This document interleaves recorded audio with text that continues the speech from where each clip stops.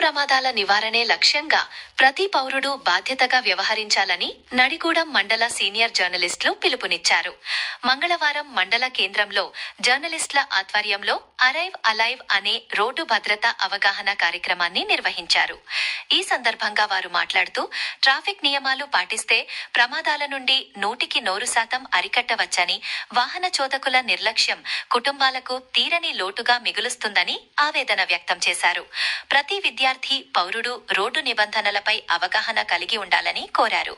ఈ కార్యక్రమంలో పాల్గొన్న హెడ్ కానిస్టేబుల్ అప్పారావు మాట్లాడుతూ ద్విచక్ర వాహనాలతో పాటు వెనుక కూర్చున్న వారు కూడా తప్పనిసరిగా హెల్మెట్ ధరించాలని, రాంగ్ రోడ్ డ్రైవింగ్ ప్రాణాంతకమని, నిబంధనలను అతిక్రమిస్తే కఠిన జరిమానాలు విధిస్తామని హెచ్చరించారు.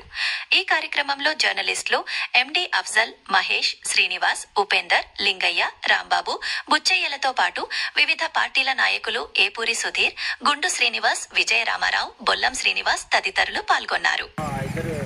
ఇద్దరు కూడా మృతి చెందబోయే వాళ్ళు చిన్న ప్రికాషన్స్ అందరూ కూడా ఎంతసేపటికి మనం రోడ్డు మీద ఎంత తొందరగా వెళ్దామనేటువంటి ఆలోచన ఉంటుంది తప్ప రోడ్డు భద్రత మనకు మీరు మీ ఒక్కలే కాదు, మీ వెనక మీ కుటుంబం ఉన్నదనేది దీని యొక్క ప్రధానమైనటువంటి ఉద్దేశం.